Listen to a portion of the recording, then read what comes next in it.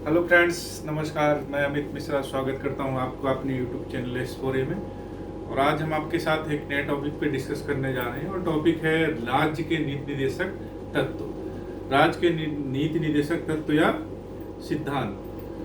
तो राज्य के नीति निर्देशक तत्व या सिद्धांत है क्या? जब हम इस पे चर्चा करते हैं तो राज्य के नीति निर्देशक तत्व और सिद्धांत कुछ एक ऐसे आदर्श हैं, ऐसे सिद्धांत हैं जो किसी भी राज्य को कल्याणकारी राज्य बनाने के लिए आवश्यक है। और जब हम किसी राज्य को कल्याणकारी राज्य बनाने का प्रयास करते हैं तो उस दिशा में जब हम कार्य करते हैं तो ये नीति निर्देशक सिद्धांत या तत्व एक मार्गदर्शक की भूमिका निभाते हैं। इस प्रकार से हमने समझा क्या है ना राज्य के नीति निर्देशक सिद्धांत या तत्व। इसकी जो अन्य महत्वपूर्ण बात है वो ये है कि इनको किसी भी न्यायालय द्वारा परिवर्तनीय नहीं किया जा सकता। मतलब ये एक मार्गदर्शक की भूमिका तो निभाते हैं। जैसे भारत के संविधान के भाग 4 में वर्णित है नीति निर्देशक सिद्धांत, आर्टिकल 36 से लेकर के आर्टिकल 51 तक। लेकिन इनको हम इस आधार पे चैलेंज नहीं कर सकते कि हमारे संविधान के भाग 4 में नीति निर्देशक तत्व या सिद्धांत दिए गए हैं और इनके आधार पे कोर्ट कोई फैसला दे। कोर्ट इन सिद्धांतों के आधार पर फैसला नहीं दे सकता। ये सिद्धांत न्यायालय में लागू नहीं कराए जा सकते। इसके पीछे रीजन क्या है? रीजन ये है कि जब हमारा देश आजाद हुआ तो हमारे देश कि जो संविधान सभा में जो मेंबर थे, जो संविधान को बनाने वाले लोग थे, उनके मन में एक भावना थी कि हमें अपने देश के लोगों को, देश के जो नागरिक हैं, उनको एक पूरी दुनिया की सबसे उत्कृष्ट व्यवस्था देनी है, सबसे उच्च कोटि की व्यवस्था देनी है और अपने देश के नागरिकों को ऐसी ऐसी सुविधाएं देनी है जो कि वास्तव में अपने आप में काफी बेहतर हो। तो जब देश आजाद हुआ उस समय संसाधन कम थे। संसाधन कम होने की वजह से जो इच्छाएं थी उनकी, उसके अनुरूप व्यवस्था देना संभव था नहीं। लेकिन मन में बात थी कि नहीं, हमें अच्छा से अच्छा व्यवस्था करना है, अच्छी से अच्छी सामाजिक व्यवस्था करनी है, अच्छी से अच्छी राजनीतिक व्यवस्था करनी है, हमें अपने लोगों को राजनीतिक न्याय देना है, सामाजिक न्याय देना, आर्थिक न्याय देना। लेकिन ये देना आसान इतना था नहीं। तो उन्होंने संविधान के भाग 4 में नीति निर्देशक तत्वों को जोड़ा और ये कहा कि ये जो सिद्धांत या तत्व हैं ये एक मार्गदर्शक की भूमिका में कार्य करेंगे।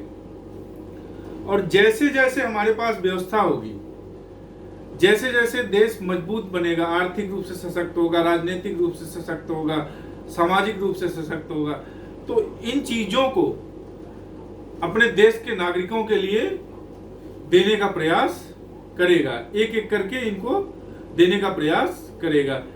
इसकी प्रेरणा कहां से मिलती है हमें? इसकी प्रेरणा हमें आयरलैंड के संविधान से मिलती है।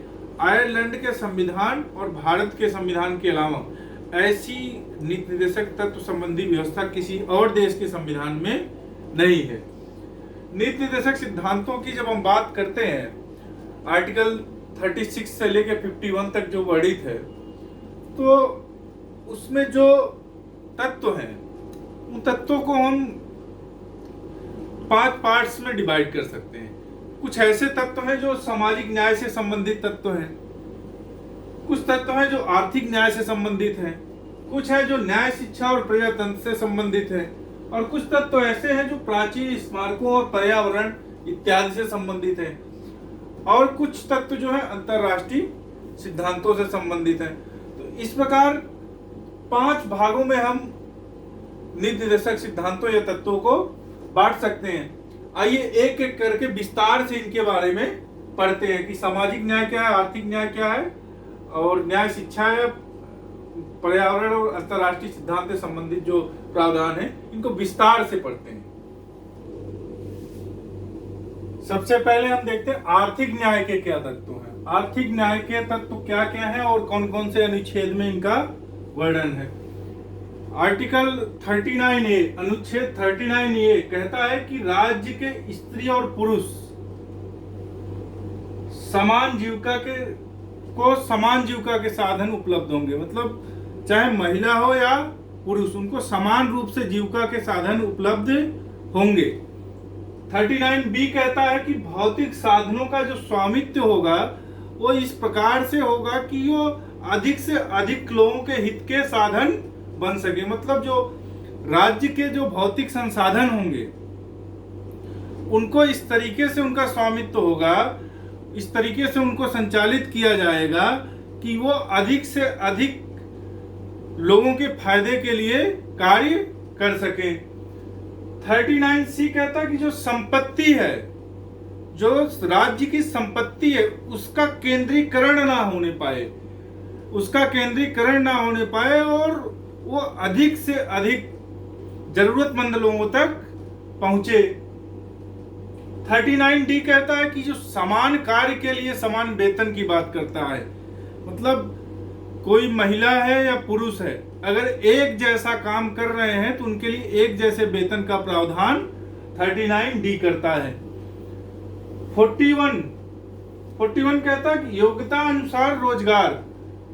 मतलब जो भी व्यक्ति जिस योग्य है, सरकार हर किसी को उसके योग्यता के अनुसार रोजगार प्रदान करने की कोशिश करेगा और कुछ स्थितियों में लोक सहायता पाने का भी अधिकार होगा। जैसे जो गरीब लोग हैं, विकलांग हैं, दिव्यांग हैं, गरीब हैं, बुजुर्ग हैं, ऐसे लोगों को सरकार से कई बार पेंशन इत्यादि की व्यवस्था सरकार की तरफ से की जाएगी। इस तरीके की लोक सहायता उनको प्रदान की जाएगी। कार्य की मानवोचित दशाएं, अनुच्छेद 42 कहता है जहां पे काम करें वहां काम करने की जो कंडीशंस हों वो एक मनुष्य के काम करने के लिए अनुकूल हों। जो महिलाएं हों उनको प्रसुविधा प्रदान की जाए। मतलब बच्चों के जन्म देने से संबंधित जो जरूरतें हैं उनकी, उसको पूरी की जाए। जैसे कि उस समय उनको छुट्टी देना और छुट्टी में उनका वेतन ना काटना, इस तरीके के प्रावधान होने चाहिए। 43 कहता है कि जो कुटीर उद्योग उनको प्रोत्साहन देना चाहिए।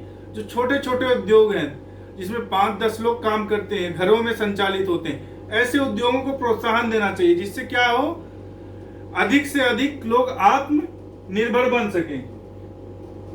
48 कहता है कृषि और पशुपालन को बढ़ावा देना। कृषि और पशुपालन को बढ़ावा देना, इसका मतलब क्या है कि हमें ऐसे तत्वों को बढ़ावा देना जैसे हमारी कृषि, हमारा पशुधन और बढ़े। जो दुधारू जीव हैं, दुधारू जो जानवर हैं, उनकी नस्लों में सुधार किया जा सके, उनकी स्थिति को और बेहतर किया जा सके, उनकी हत्या ना हो, उनका वध ना किया जाए, हमें इसको रोकने का प्रयत्न करना चाहिए। इस प्रकार से जो आर्थिक न्याय के तत्व हैं वो हमने चर्चा किया। अब सामाजिक न्याय के कौन कौन से तत्व हैं। आर्टिकल 46 में अनुसूचित जाति, जनजाति और दुर्बल वर्गों के हितों के संरक्षण की बात की गई है और आर्टिकल 47 में जीवन स्तर को सुधारने की बात की गई है। जीवन स्तर और स्वास्थ्य में सुधार की बात की गई और यह भी कहा गया है कि जीवन स्तर और स्वास्थ्य में सुधार के लिए जो मादक पदार्थ है, जो मादक द्रव्य हैं, उनके खरीद और बिक्री पे सरकार चाहे तो रोक भी लगाए। सरकार को रोक लगाने का प्रयास भी करना चाहिए। इसके अलावा जो न्याय और शिक्षा और प्रजातंत्र संबंधी तत्व है, न्याय, शिक्षा और प्रजातंत्र संबंधी, वो कौन कौन से तत्व हैं। 39A कहता है लोगों को निःशुल्क विधिक सहायता प्राप्त कराई जाएगी। मतलब लोगों को अगर न्याय लेने में कहीं दिक्कत आ रही है पैसे की वजह से, तो उन्हें निःशुल्क विधिक सहायता प्रदान की जाएगी। 38 कहता राज्य ऐसी सामाजिक व्यवस्था बनाएगा जिससे कि लोगों को न्याय प्राप्त हो सके। ऐसी सामाजिक व्यवस्था बनाने का प्रयास करेगा राज्य जिससे लोगों को सामाजिक, आर्थिक और राजनीतिक तीनों प्रकार का न्याय प्राप्त हो सके। जो आर्टिकल 44 है, समान नागरिक संहिता की बात करता है, मतलब सबके लिए एक जैसी नागरिक संहिता की बात करता है। आर्टिकल 45 का तो बाल्यावस्था में जो बच्चे छोटे हैं उनकी देखभाल के लिए व्यवस्था करने का काम सरकार को करना चाहिए। आंगनवाड़ी केंद्र वगैरह जैसे हैं, आप जानते होंगे, ये सब इसी के तहत व्यवस्था की गई है। 6 वर्ष से कम उम्र के जो बच्चे हैं उनकी शिक्षा की बात भी न्याय और शिक्षा प्रजा संबंधी तत्व के अंतर्गत आता है।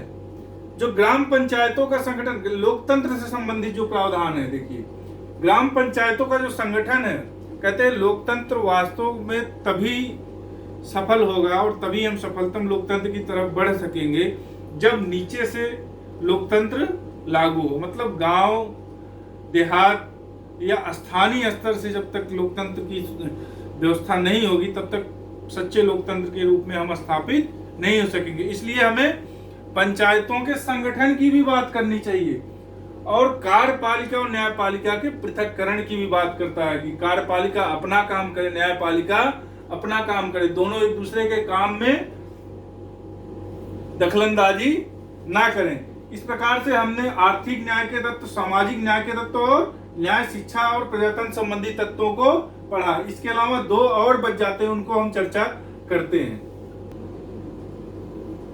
अन्य तत्वों में प्राचीन स्मारकों एवं पर्यावरण से संबंधित जो तत्व हैं, अंतरराष्ट्रीय सिद्धांत से संबंधित जो तत्व हैं और कुछ और जो प्रावधान संविधान में ही मिलते हैं, कहीं ना कहीं नीति निर्देशक तत्वों की तरफ संकेत करते हैं, उनके बारे में चर्चा करेंगे। प्राचीन स्मारकों एवं पर्यावरण से संबंधित जो तत्व हैं वो किस किस अनुच्छेद में मिलते हैं? अनुच्छेद 48A। 48A में पर्यावरण के संरक्षण और संवर्धन की बात की गई है। साथ ही यह भी कहा गया है जो वन है और वन्य जीव जो हैं उनके भी संरक्षण की व्यवस्था सरकार को करना चाहिए। 49 कहता है जो राष्ट्रीय महत्व के स्मारक हैं, जो स्थान हैं, जो स्थल हैं, जो वस्तुएं हैं, उनके संरक्षण का भी प्रयास राज्य को करना चाहिए। इस प्रकार से प्राचीन स्मारक और पर्यावरण से संबंधित जो तत्व हैं उनकी चर्चा कर लिया हमने। अंतरराष्ट्रीय सिद्धांतों से संबंधित क्या कौन सा तत्व है? अनुच्छेद 51 जो है वो अंतरराष्ट्रीय सिद्धांतों से संबंधित तत्वों के बारे में चर्चा करता है और कहता है कि राज्य को चाहिए जो अंतरराष्ट्रीय शांति और सुरक्षा से संबंधित जो विषय हैं, जो प्रावधान हैं, जो जरूरतें हैं, जो हमारी पॉलिसीज हैं, उनमें जो है सुधार करना चाहिए, उनकी वृद्धि करने का प्रयास करना चाहिए। मतलब अधिक से अधिक प्रयास हमें क्या करना चाहिए, जो अंतरराष्ट्रीय शांति और सुरक्षा है वो बनी रहे। इसके अलावा कुछ और अनुच्छेद हैं जिनसे हमें कहीं ना कहीं नीति निर्देशक सिद्धांतों की या तत्वों की झलक मिलती है। वो 2 अनुच्छेद हैं। अनुच्छेद 350A या 350 का जो प्राथमिक स्तर पर मातृभाषा में शिक्षा देने की बात करता है कि जो प्राइमरी लेवल पे जो शिक्षा दी जाए वो अपनी मातृभाषा में दी जानी चाहिए। इसके अलावा अनुच्छेद 351 वो कहता है जो हमारी हिंदी भाषा है उस हिंदी भाषा को प्रोत्साहन भी देने का कार्य राज्य को करना चाहिए। इस तरीके से राज्य के नीति निर्देशक तत्व से संबंधित जितने भी महत्वपूर्ण तथ्य थे हमने उनको चर्चा कर लिया है। आज का ये टॉपिक यहीं पे समाप्त होता है। आगे एक नए टॉपिक के साथ आपसे फिर मिलेंगे। प्लीज अगर आपको हमारा ये टॉपिक पसंद आया हो तो प्लीज लाइक, शेयर और सब्सक्राइब जरूर करें। धन्यवाद।